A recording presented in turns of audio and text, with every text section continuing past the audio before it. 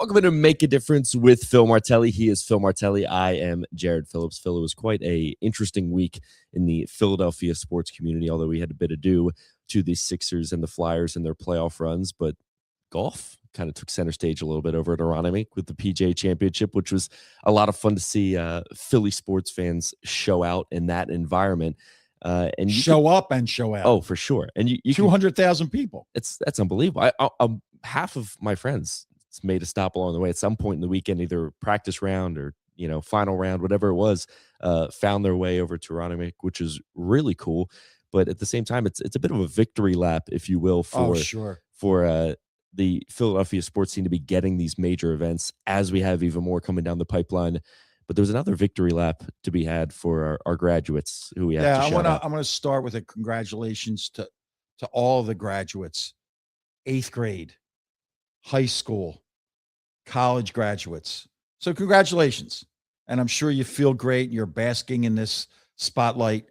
But I'm going to ask you to celebrate with your team / your family, because none of you got there alone. None of us who have graduated get there alone. Celebrate with them. Second thing is, we're always talking about that on Make a Difference, is gratitude. Don't go sprinting off from, let's say you graduated from West Virginia University, as we know a family member did.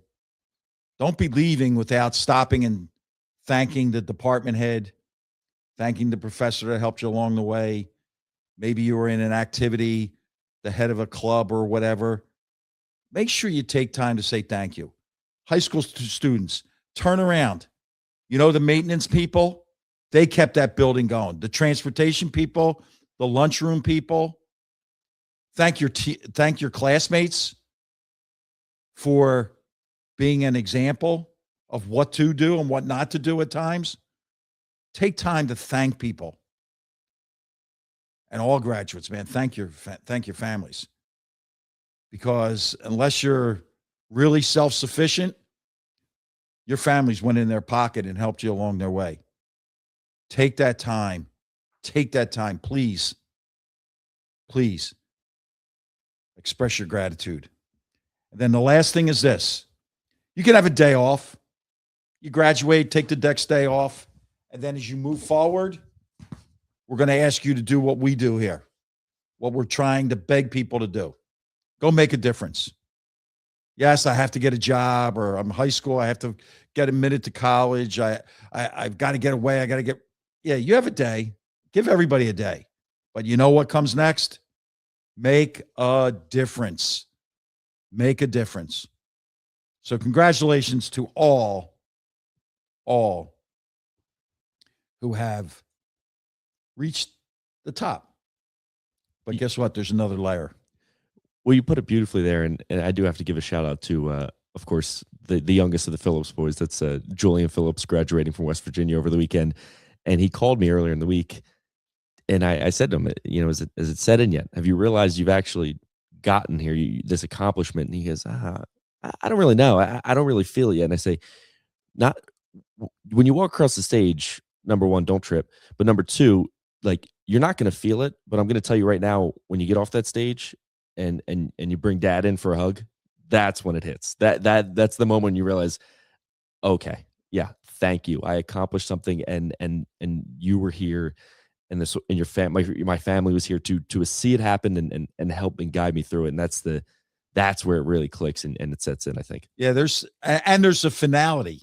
Mm-hmm. There is a finale in college. There's a real finality, because when you're in high school, you have the college to look forward to, and yeah, I'm still going to have structures, and then the finality of college, and say, what really is next, and what do you mean that we don't go out on Thursday nights when we're professionals? So, but we will grace you this. Take a Martelli minute and then get out there and make a difference. But I have a major announcement about the Martelli Minute, which comes out every morning at 6:30. Phil_Martelli on Instagram. Dale Carnegie has joined us.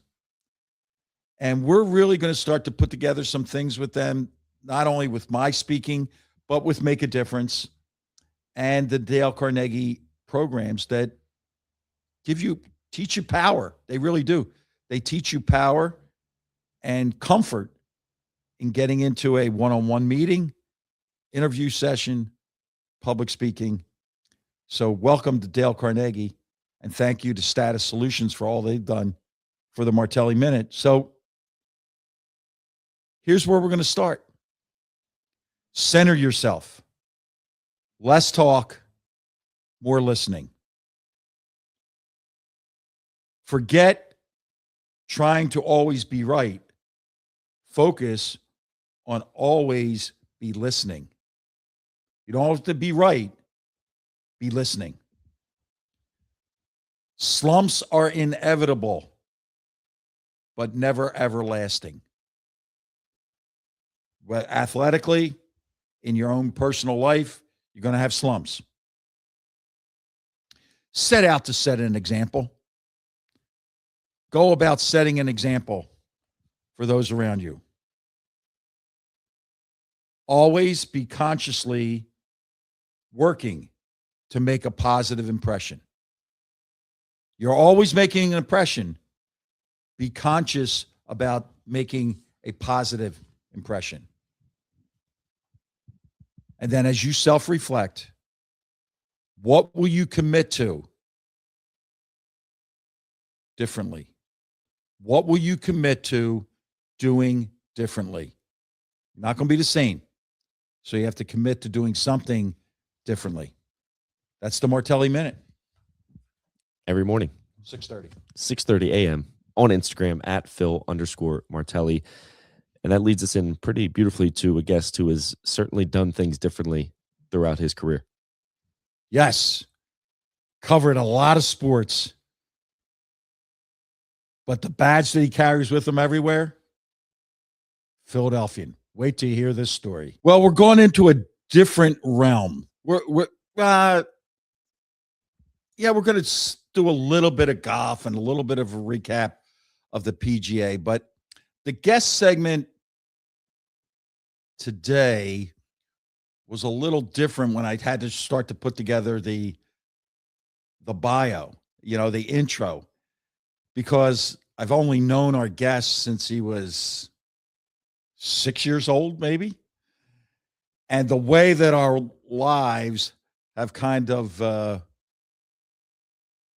intertwined at a lot of different places, and a lot of, like, when people would say, who was a confidant at Michigan? And I would say, yeah, well, you're not going to believe this, but it was a guy that lived 5 miles from here, went to the same high school, was a St. Joe University, is a St. Joe University grad. So when I did it, I just put together these thoughts. Our guest today is a Renaissance man. So many different interests and the ability to have conversation about that. A Philadelphian through and through, like no mistaken. Whenever we would have conversation at Michigan, people would say, it's you Philadelphia guys at it again. And we're proud of that. We're certainly proud. Our guest today has a couple of gifts that I would hope he would share with all of us. He's an engaged listener, which allows him to be a confident and comfortable conversationalist. Think about that now. In order to be really good at conversation, you have to be willing to listen. Our guest is an engaged listener. And then the other thing that jumps out is he has a joy about life. We could all become better listeners, better at conversation, but if we could all just grasp what Brendan Quinn has, a joy for living,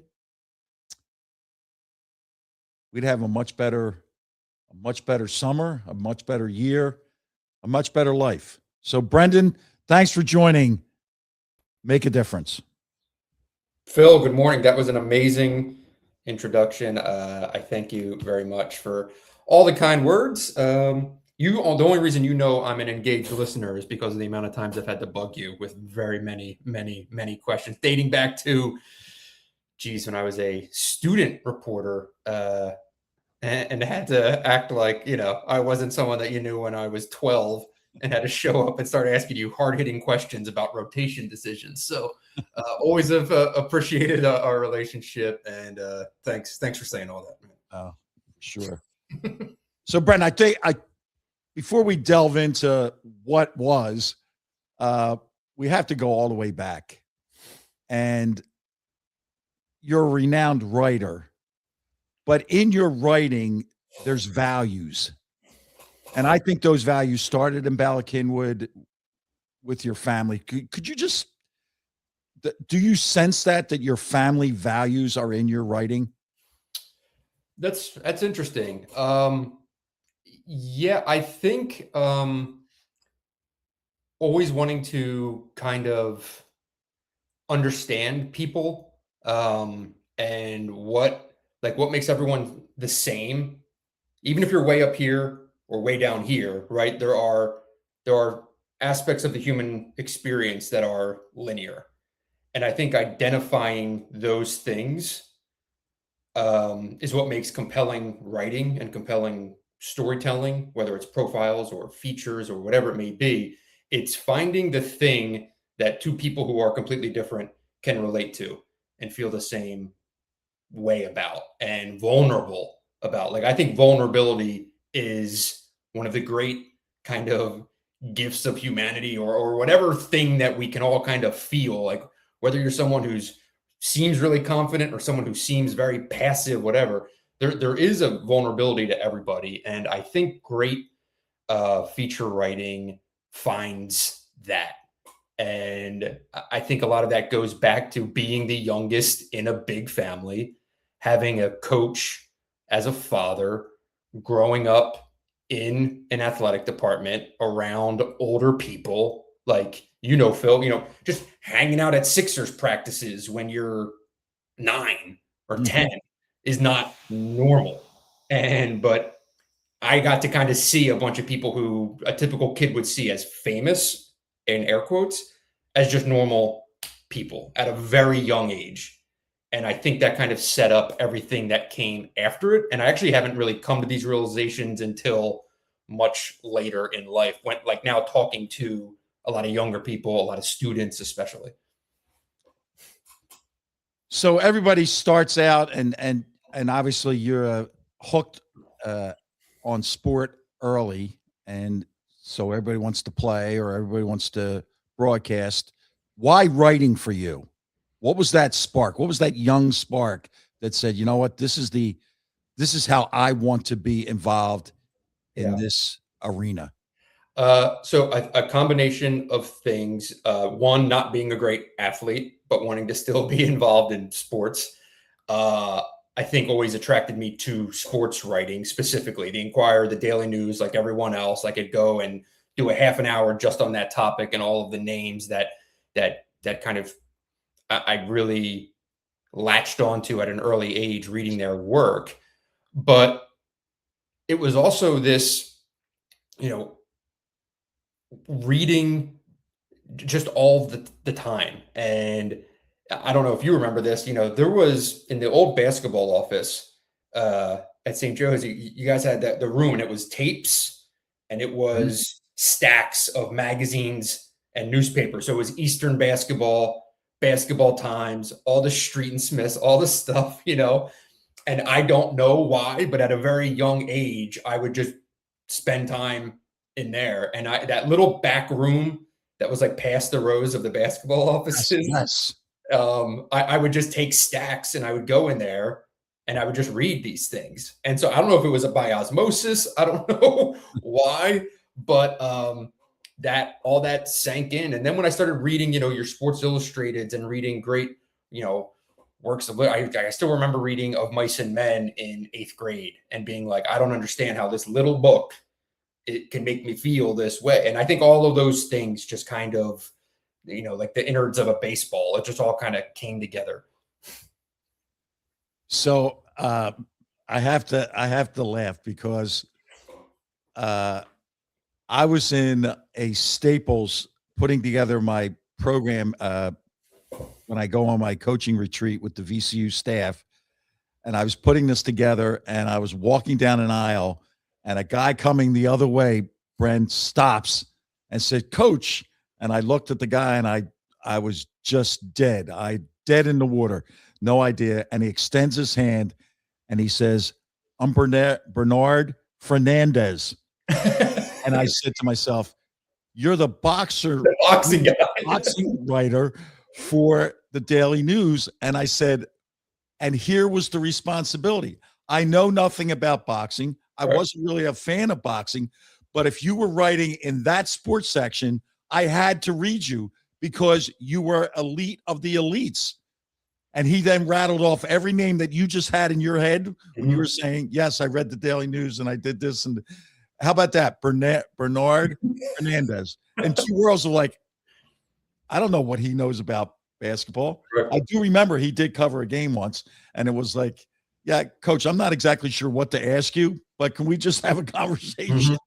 It would be about 22 to like 30 pages into the back. Yes. The Daily News, you get the boxing spread, and it would be your Bernard Fernandez. I remember it for sure. There you go. So you're back, you're recovered.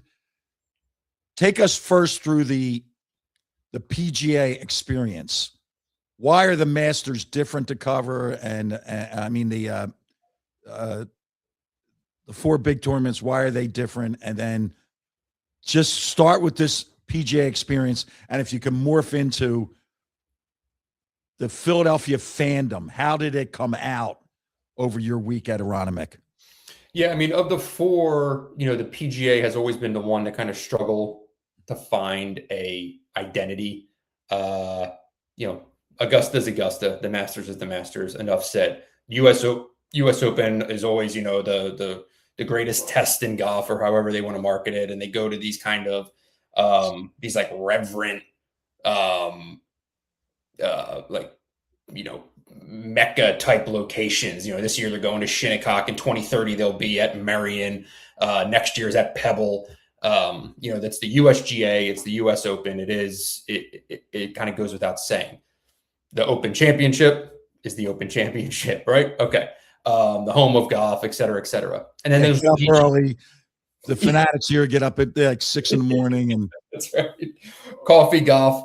And guys are dressed like it's the middle of November, and you're like, wait a second, I'm sweating here. And then there's the PGA, which has, it went from late summer, like most people, like, my age, you guys' age, like you remember it in August, right? It was the last major. They called it, what was it? Like the golf's last chance or something like that. It had this whole motto for it was your last chance to win a major in a calendar year. And then they moved it to the spring. And I think part of that was to get more of an identity. But now it's kind of competing. And, it goes the Players Championship, the Masters, the PGA. And sometimes it's at Quail Hollow, Valhalla, not a lot of places that I think golf fans are really that eager to see on TV because they see them on TV, right? Quail Hollow's on the PGA Tour stop, like having a major at Quail, why? But now this year, the PGA pops up at Aronimink, which a name, location in the game, a spot that, kind of elicits curiosity, that has history, that is in a major, Northeast proper city, population density, golf crazy crowd. And I was really curious to see kind of how this was going to play out, both the test of the course and everything else around it, right? Like, right. Look, I was at Bethpage for the Ryder Cup, right? And it was embarrassing to be out there and to see what that kind of devolved into, crowd-wise, behavior-wise, tension-wise. Like it was a bad scene. And look, we are from where we are, and in the back of my mind, I'm like, all right, what's Friday afternoon going to look like at Aronimink if it's great conditions and the drinks are flowing and one guy pops off an Eagles chant and does it just kind of go downhill. I thought it was the opposite. I mean, I think the city showed out. I thought the fans were great. It felt like a real proper sporting event. It was not delicate in a golf sense. I thought it had, an energy to it that the crowd brought. I thought the course was fantastic. For all the consternation, complaining about the course, I liked it. I liked the challenges. I thought the greens were just incredible. And they really made for a proper test. And look, there was a lot of complaining that everyone heard, right? And at the end of the day, what Aaron Rai did was unbelievable. And it was a great counter, I thought, to the narrative and the conversation. Because if you watch that back nine, on 15, where all these guys who are complaining about pin placements are all still trying to hit driver because you got to hit the ball far. Aaron Rai hit 3-wood to the biggest part of the fairway, found short grass, hit a 230-yard approach in there at a hole that derailed a lot of people. He went and made a tidy par by playing, I think, strategic golf and not overpowering golf. So all in all, I thought it was awesome. I thought the winning score was where you want to see it at a major proper test. Those who I think welcomed it were at an advantage, and those who thought about it, I thought were at a disadvantage. The obviously being here and being in the area, and you hear of all the interaction. So, Brendan, when you're at another event, is there, what's the right word? Is there that city's flavor in the interactions with the golfers? Like Scotty Scheffler, right? Hits his shot on 18. He's out. He's not going to win the thing. And the guy starts an Eagles chant because they know how they know. It's just remarkable what they know. But he's a Cowboys fan, right? But they make that chant. Is that normal at a golf tournament, or was that an exclusive?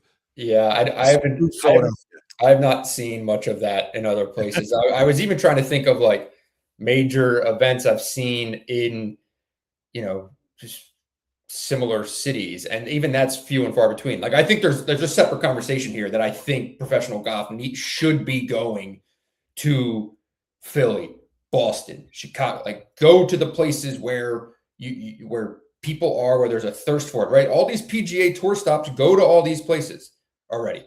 There's no PGA Tour stop in Philadelphia. Hopefully that changes one day, but that's where majors should be played. And I haven't seen the Brookline up in Boston hosted a US Open a few years ago. And, other than talking to people with accents and stuff like that, at no point when you're out there, you're like, okay, this is very clearly a US Open in Boston, right? Yeah, you see some jerseys and stuff, but like people, I think there's like this like weird cross-pollination of everything when it comes to Philadelphia, where like, you can hear about the Eagles like in mass. Oh. At the Acme, at the this and that, like it's ubiquitous in everything. So maybe I'm overselling it because of all my obvious biases, but no, I think it is different. Yeah. I've always been fascinated by this because, quote unquote, a solo artist, right? A golfer is a solo artist. Yeah. What was the travel like for let's say a guy to finish 15th through 30? How does that guy travel? Where do they stay? What's a golfer's life really like? So, the top of the top, there are charter flights and rental houses. So like, I was told Rory McIlroy was staying in a rental house on, I think, St. David's Road. I don't know if it's St. David's Road or St. David's Street, but St. David's for like 50 G's. So that was his house for the week for 50 grand. And, they go back and forth there. So I think that your upper echelon, those groups that are playing in all the signature events, that's how they live. And it's all private flights and all that. Then there's like the middle tier that maybe a couple guys in that rental house. You know, so the top of the top, maybe it's one, often one, maybe two with a private chef and all that jazz. Middle class, maybe it's a couple in a rental house, maybe a really, really high-end hotel,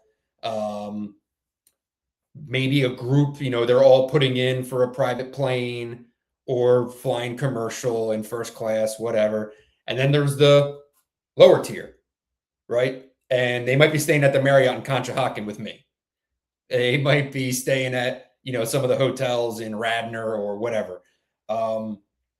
And they are flying commercial, and they are, figuring out logistics of how to get out of their hotel to get on a plane on Monday morning, or can they get out on Sunday night? Maybe, when's your tea time? There's a 9 o'clock to the next tournament, on Sunday night. Sure, I'm going to get on that plane, right? So it's like everything else in sport and society, right? It's a caste system.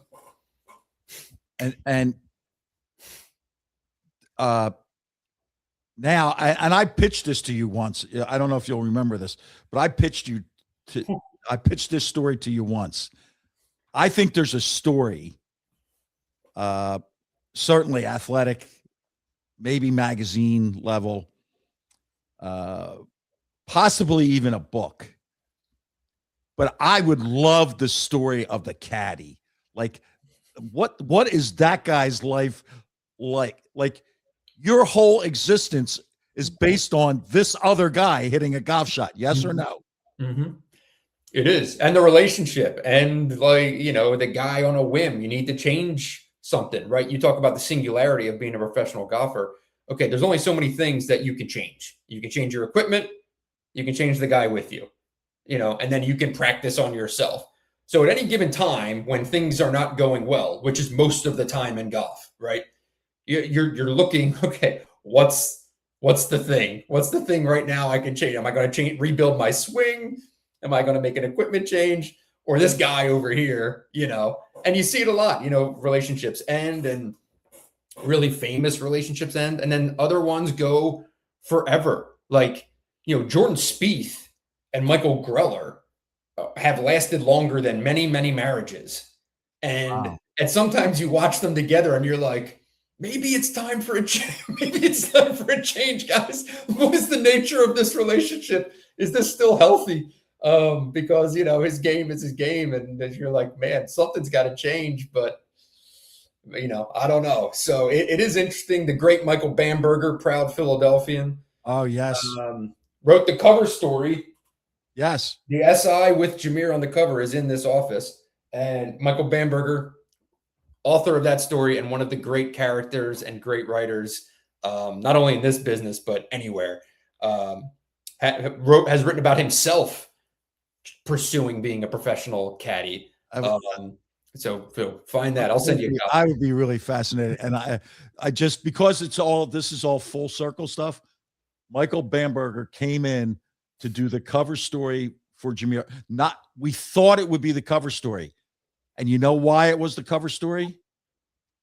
Because the Super Bowl had ended, and what's after the Super Bowl in Sports Illustrated, the calendar, the swimsuit issue was not going to be for another week. So when Michael came in to do the story on Jameer, it registered with me, this is going to be a cover story, because what else is going on after the Super Bowl and before the swimsuit issue? They have to cover something extraordinary. And he looked around, Brent. He looked around that little office and went, this is it? And I said, yeah. And I think there was the dynamic too, before they went to print. I think you had to play Dayton at home. Dayton as the day the story came out. Yeah. Okay.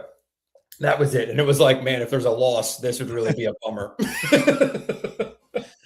You brought up a great point just about the caddies. I have a couple of buddies that do it full time, right? But it's such a unique thing that you're like, there's probably maybe a couple dozen people in the world that can do it like and actually make a truly comfortable living off it. It's such a fascinating thing. But Brett, I wanted to ask you, I obviously you have pivoted phenomenally to covering golf, but you spent so much time with this guy covering hoops. I mean, where did that kind of come in? Where I'm sure you had a love for both over the years, but at what point did you feel like you really wanted to kind of pursue telling stories from the fairway? So yeah, college basketball was my thing. Growing up uh, at St. Joe's, I was the ball boy. I was the ball boy for the team, wiping the sweat off the court, all that stuff, sitting in the first row. My dad was, in addition to being track coach and or track and cross country coach, was also assistant athletic director in charge of facilities. So he was the guy with the big ring of keys, So, I just lived in the building, and going down to the Palestra was just the best, and all those memories. And because college basketball was my first love, reading Dick Girardi, Mike Jensen, Dana O'Neill, Mike Kern, on and on. I hate that I'm sure I left names out, but that just felt like a thing. And the really cool part of all this is when I was at St. Joe's and started, sitting on press row a couple games and blah, blah, blah, like all those people I just mentioned were incredible. Absolutely. And I think a lot of it was, I said earlier, like dealing with older people, like I was just really comfortable. Like I was just comfortable sitting next to Dick Girardi and being like, hey man, and just ask him questions. And he wanted to answer them. And Dana and Jensen and all these people were just incredible and incredibly generous. And as I got out of school at not a great time for newspapers, stuck with me and were encouraging and trying to get me freelance gigs at the Inquirer and the Daily News, and ultimately helped me get a job at a smaller newspaper. But here's a funny story that, Phil, I don't know if I ever told you. I was bartending at the pub of Penn Valley on Montgomery Avenue, and one night I'm talking shop and just talking about the Big Five, and guy at the bar says, "You know a lot about this. Why do you know, like, who's the sixth guy coming off the bench at Drexel?" And I just say, "Yeah, it's my thing. I'd love to be a sports writer," and blah, blah, blah. And he goes, "I'm friends with Dick Weiss. We should all go have lunch tomorrow." And just like that, the three of us had lunch the next day. Dick couldn't have been more generous. So Hoops reaches out to John Akers at Basketball Times, says, "Give this kid a shot."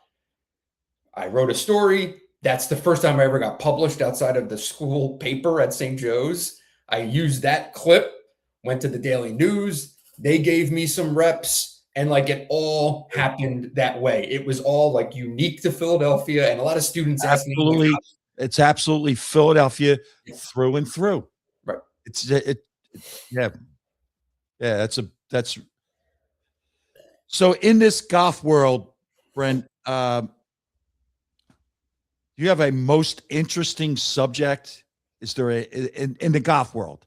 Because we're going to get into Michigan State thing in a second here, but in the golf world, is there a most interesting subject where you've walked away and say, you know what, that story wrote itself?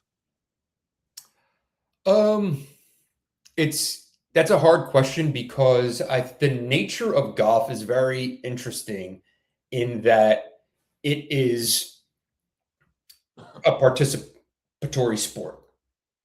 How many other professional sports do most of the people watching it play it and measure themselves on it? I'm not going out and playing football, and I watch every single Eagles game, on the edge of my couch, but I play 50 rounds of golf a year, it's all I think about. I'm the guy in the grocery store, like, oh, what if I tried this move, while I'm waiting in line. And that's unlike anything else. So when you're writing about golf, you kind of have these interesting silos that you can pick from. There's the professional game. Like, I'm fascinated by Scotty Scheffler. What makes this guy tick? But then there's also like golf architecture, right? Building these courses and what goes into that. And then there's trends in the game, whether it's equipment, whether it's whatever. And then there's the dynamics of the golf ecosystem, live versus the PGA Tour versus live, the money, all of these people who are in control. And you know what I mean? Like, so there's this wide spectrum. I love writing about non-professional golf. Like, Mhm. and it's harder to find some of those stories that rise to the level of being able to do it at a place like The Athletic, as opposed to, Golf Digest or something like that. But when you find a story like I wrote about the Lido last year, which was this golf course that was originally on Long Island and got plowed over by U.S. Army because they needed the land, and that's now been rebuilt in the middle of Wisconsin. And it's this amazing story of golf that just, any person who loves the game is just fascinated by. Cobb's, I thought, was a story that wrote itself. I wrote about it very early in the process of what the Cobb's Creek Foundation was doing. And I think because of where I'm from, when you talk about what a story that wrote itself, the thing that always got me as a kid who grew up playing at Cobb's twice a week and working at the driving range on City Avenue was the creek itself. And that it went through Marion and through like a top 10 course in the world where all the money was and where every green is perfect and where, not a blade of grass is out of place and the most powerful people play. The same creek connected to Cobb's Creek, which was a course of public access and diversity and the city and all of these things, right? Same designer, Hugh Wilson, designed Marion, designed Cobb's, same creek, connected both, but two different worlds. That was the story that I wanted to write. And that's, I think, more about golf as a game as opposed to a professional sport. So now in this world, I have to ask this question. It just popped into my head. I don't know. So college golfers, right? They're many of them are on a path to eventually play professionally. Brendan, does NIL impact college golf? Oh yeah, absolutely. These kids make significant money. At the highest levels, without question. Your Oklahoma States, your Alabamas, these powerhouse programs, they have major NIL programs going on. They have, I also think that like a lot of, back in the rules days when there were rules, like Yes. I think that the best that there are no rules. Yes, the best golf programs, I'm pretty sure we're already bending those. You send a kid to the local club, he's given lessons or something like that. Everyone's getting money. Everyone's always getting money. So, but now at NIL, yeah, your best amateurs are getting 7-figure paydays to play at the best programs. And there's a lot of money going into facilities in golf. Oh my It's goodness. funny where it's kind of stagnated at when it was an arms race of building these practice facilities that were these like, glitz palaces.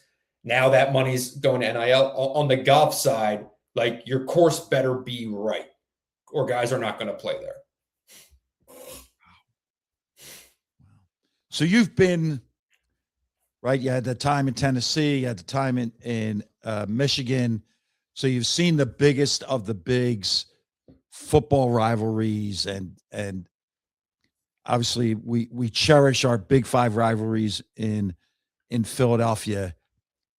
Give us an idea of the difference between a Michigan State rivalry and a Villanova St. Joe rivalry. It's that people who didn't go to the schools care. That's the difference. I didn't really realize it until I moved to Tennessee. And look, where we're from, if I'm sitting at a bar and a guy's wearing a LaSalle sweatshirt, I'm going to say, what year did you graduate? Because I want to know if you knew X, Y, and Z person, my classmate from the prep or one of my, relatives or whatever. So I get down to Tennessee and I'm apparently an idiot. And I'm sitting at a bar, and for like the first week there, if a guy's wearing a Tennessee shirt, I'd be like, what year did you get out of Tennessee? And they would look at me cross-eyed, like an absolute crazy person. And the answer every time was like, I didn't go to the school. You're like, it's just that's my team. That's their professional sports team. Professional team. And that's the difference. That's the difference. Like St. Joe's was my school and my place. You know what I mean? And down here or over here or down there or wherever, it's their team. It's not their school. It's their team. So that's the big difference. In Michigan, you experienced it here, Phil. They're called Walmart Wolverines. If you didn't go to Michigan, but you're a diehard Michigan fan, you're a Walmart Wolverine. And then Michigan State has this absolutely enormous fan base, and it's like divided towns and on houses and everything else. It's everywhere. And it's one or the other. Like, St. Joe's Villanova, if you go up to someone at a Wawa and say, hey, St. Joe's Villanova, who are you going for? A lot of people are going to say, I don't care. That's not, right. I have no preference to either. They might say they don't like Villanova, but I'm not, what do I know? But out here, you stop anyone and say, Michigan or Michigan State, they have an answer. Even if they don't care. They do. Yes, they have exactly right. An answer. And they could be an Eastern Michigan student. It could be an Eastern Michigan student. They have an opinion on that, on that, in that rivalry. And ironically, more in basketball than, because the football rivalry is you're either Michigan or Ohio State. You're not neither. Mm-hmm. I know that's a double negative, but you're not neither. You're one or the other. And you're that way for 365 days a year, not just the Saturday they're playing, right, Bren? Absolutely. It's constant. Yeah. The only thing I can think of that for some reason happens around here in the greater Philadelphia area is you find the occasional Notre Dame sweatshirt on somebody and you're like, did you go there? And that's almost never the case. It's never the case. There was a lot of that. I remember a lot of that in grade school, back in like Lou Holtz era. Rudy comes out, right? Every kid with a Mick or an O or a Quinn or a whatever, Notre Dame fan. Yeah. I never got it. that experience, college football experience was different. I will say, because when I look at them and say, yeah, in Philadelphia, we don't really acknowledge college football. Like there's Penn State. Most of them are alums or legacies, and occasionally Notre Dame. And other than that, what are we doing on Saturday? Probably waiting for hoops to start, or worried about the Phillies free agent signings. Right. I mean, I remember, Phil, when you got out here, I got here in 2013. So everything had kind of normalized to me, and you show up and you're just kind of looking around like, what is this? And like I mentioned the caste system before, right? I mean, you went from pretty far down here to all the way up here in a span of a week. And, facilities wise, travel wise, gear wise, everything, just the meals that are available when you go in the facility, right? It had everything. And I mean, it was very interesting and funny more than anything else, kind of watching you go through those first couple, like the recruiting weekends, They're exhausting. I'm like, when did I just get a Larry's and you kind of woke up and became a sneakerhead, right? Like you just no. I will never be a sneakerhead. I will never be a sneakerhead. But Brendan knows, like, here's the facts. I went out there. I had never had more than 2 pairs of sneakers at any one time in my life. And I came home after all that time there, after giving sneakers away to anybody that said they came close to wearing a size 11, I still have 27 pairs of sneakers down in Richmond that we are negotiating with my grandson to become an internet salesperson. But Bren, bucket list, man. What's left for you? What do you have? And obviously, you're not anywhere near the end. But what is on that? This is something I have to cover, or this is something I have to write. Man, I'd love to cover an open at St. Andrews. I've been to St. Andrews, played the course, but I've never covered an open there. And that everyone I've spoken to, that is a very different experience of seeing the professional game played at the place that everything began.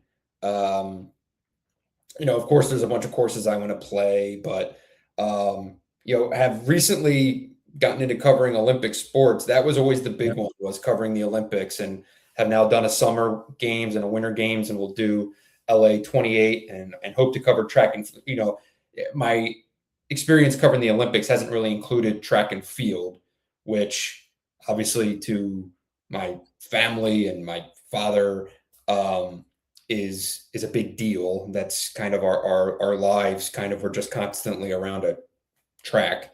So I would love to cover the Olympics and intensely cover track and field as kind of it would feel like a full circle moment, I think, with my father, both his running career and his coaching career I think that would mean a lot. So I would love to do that.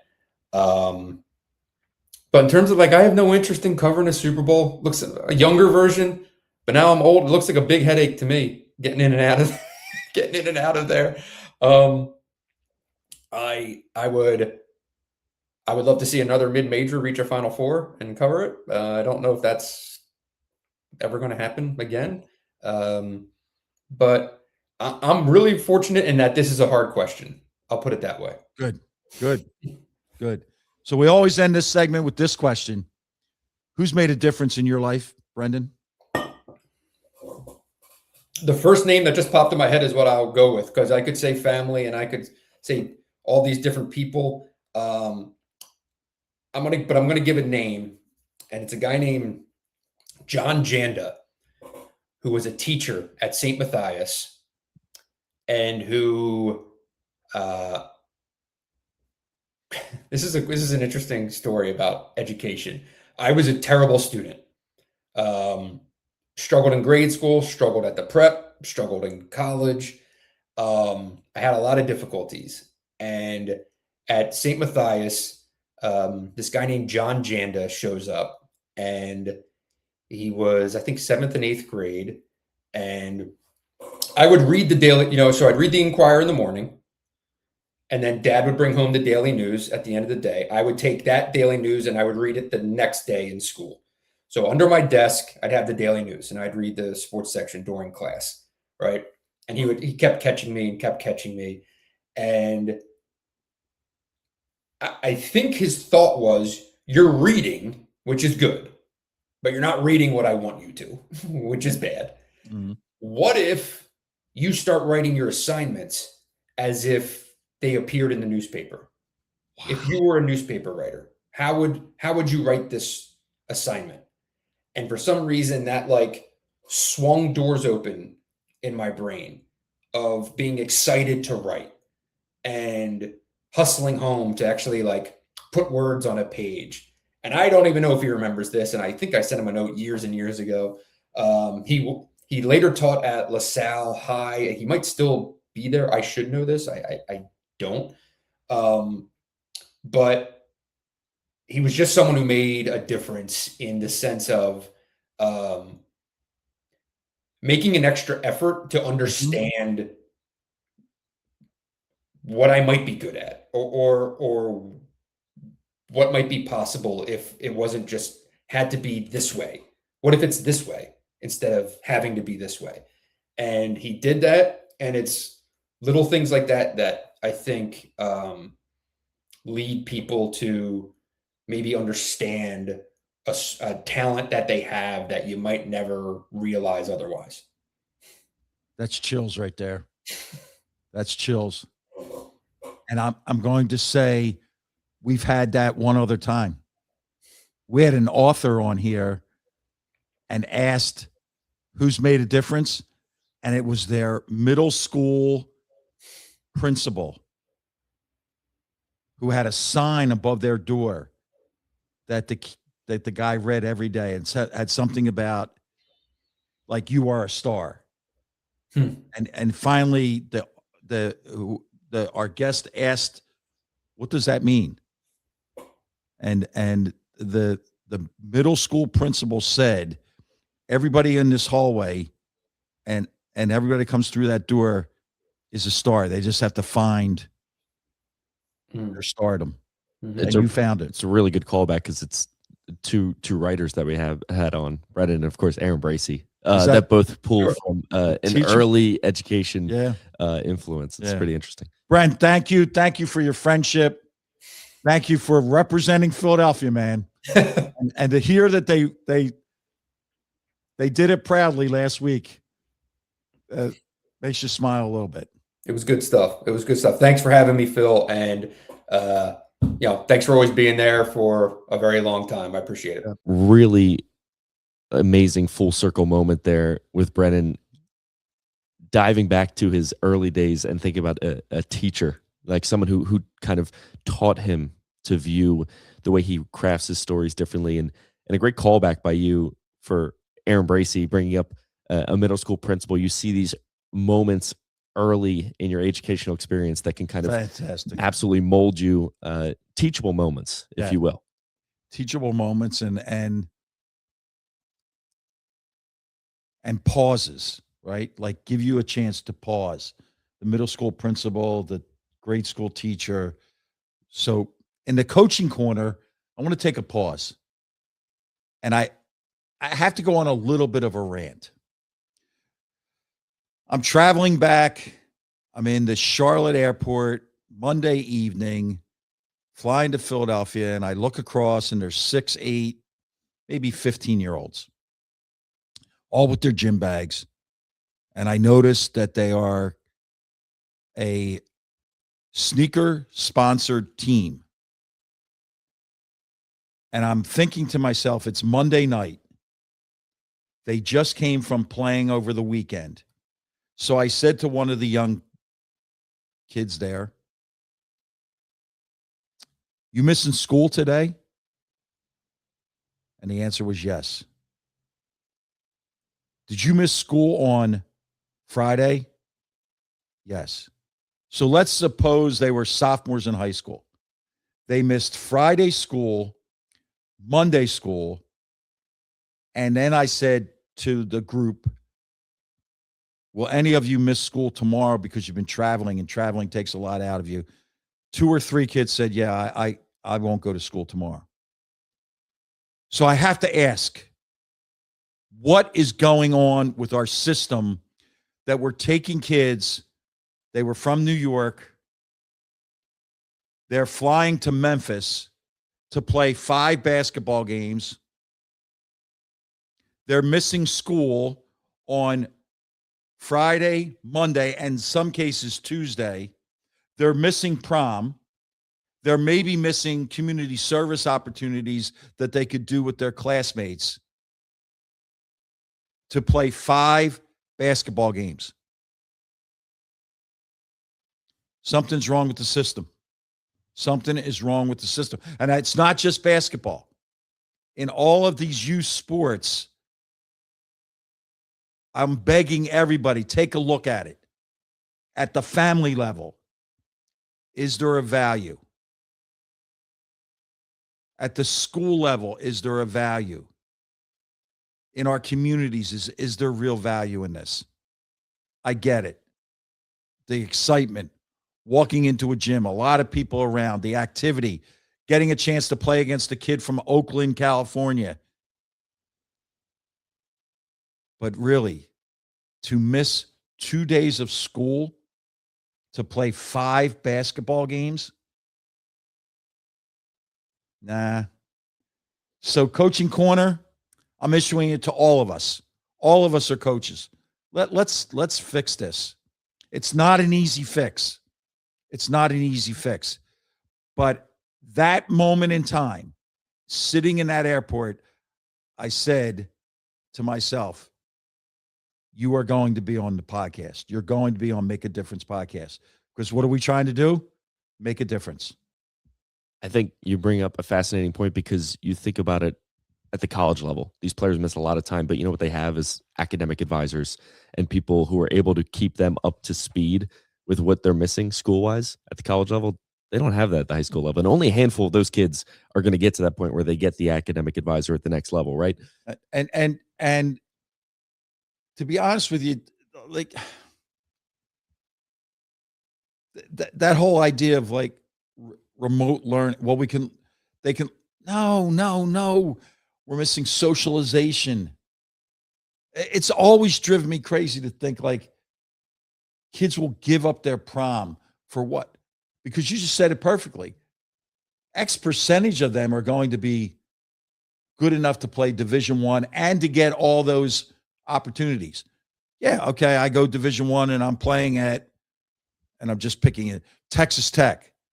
Yeah, Texas Tech has a way of you being educated remotely.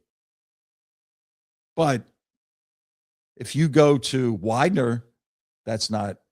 So you gave up part of your high school experience, not a high school basketball experience, your high school experience. And in college, it's different. You're not missing Friday and Monday to play a basketball game. So I just think we could do better. No. I don't think. I know we can do better. But it's going to take all of us to say, let's put a stop sign up. You're telling me that team couldn't have played 5 games in a driving distance, gotten there Friday night, and gotten home Sunday night? And that I hope that there's kids on teams that say, I can't go this week to play in Indianapolis because my class in the local high school is taking a trip on a Friday. Let's do better. Let's do better. I appreciate you kind of wanted to put a stop sign out there and say, let's pause on this. Unfortunately for you, there's no stop signs in your schedule. No stop signs. But where I have been, I had an opportunity this week. And to be honest with you, it touched my heart. So I'm going to go on a little bit of a sales pitch for this. Where was I? The Philadelphia Sports Legacy Honors. Jordan Mulatto. By the way, if someone can get past him to get to Jalen Hurts, I have to meet that guy because what a massive, massive man. What did he win? The David Montgomery Wanamaker Award for like really the Philadelphia Sports Person of the Year. Who is making a difference. Fascinating. Fascinating guy. Coach Taz McDermott, a soccer coach, was honored as the Youth Coach of the Year. Judge Tamika Lane, a judge, has only gathered people and refurbished 7 rec centers in Philadelphia, was honored. The Philadelphia Big 5 women's coaches, all 6 of them, that's for somebody else to figure out why it's Big 5 with 6 schools, but they were given the Dawn Staley Legacy Awards. Beth Devine, who's a dear friend, ran and directed everything. And here's the ask. Philadelphia Youth Sports Fund. We have the program and the barcodes and all that other stuff, QR codes. They asked me to announce QR codes, and I was lost. But we'll put this on our site, and if anybody can help out, what they do is they take the money, donate it, they give it to the grassroots program in soccer, in flag football, in basketball, in baseball, and they give it back to the kids in Philadelphia. And you have to always remember this. Every time you stretch your hand out, you touch a heart. And what better hearts to touch than the kids in Philadelphia? So the Philadelphia Youth Sports Fund, thank you for the opportunity to spend time at the Philadelphia Sports Legacy Honors at PYB, at the PYB Center. So we'll put that all out there and make sure that everybody gets that information and where we can help. It was a terrific night, made great by this fact. At the end of the night, who came passing by? The Gov. The Gov, Ed Rendell, might be the greatest Philadelphia sports fan ever, and he wasn't born here.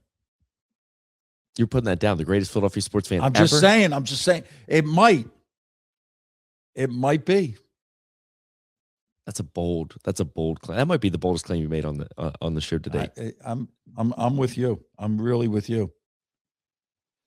But there were other places but that was the most impactful. I really wanted to get that out there. And thank you to Beth Devine for allowing me to participate, and looking forward to future celebrations, the David Montgomery and the Wanamaker Award. And if you look at the list,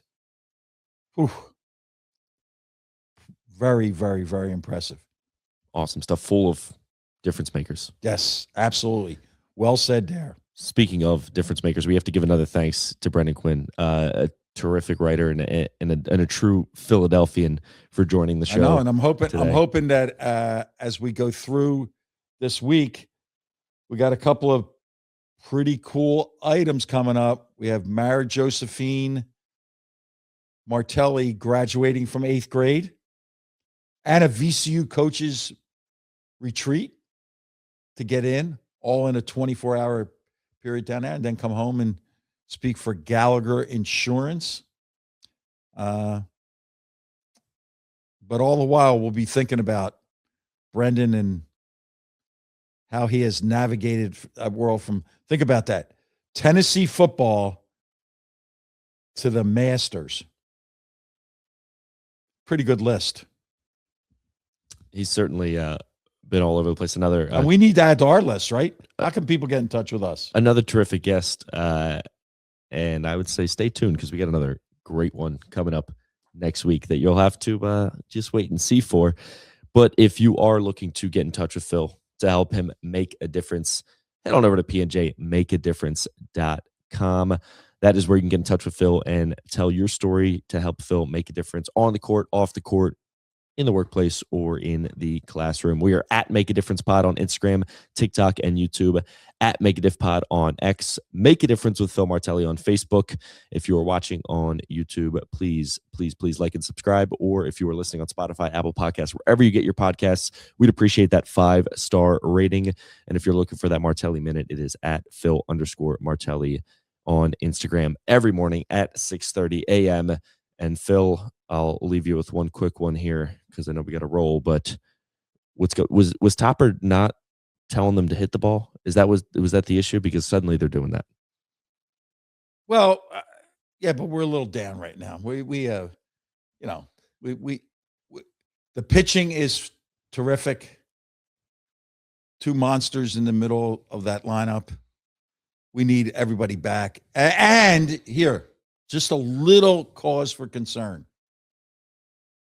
With the crowds that they get, it must be dominant. They do not have a dominant home record. Thus, they're 500 right now. But I'm still going with Go Phils. Got to go with Go Phils.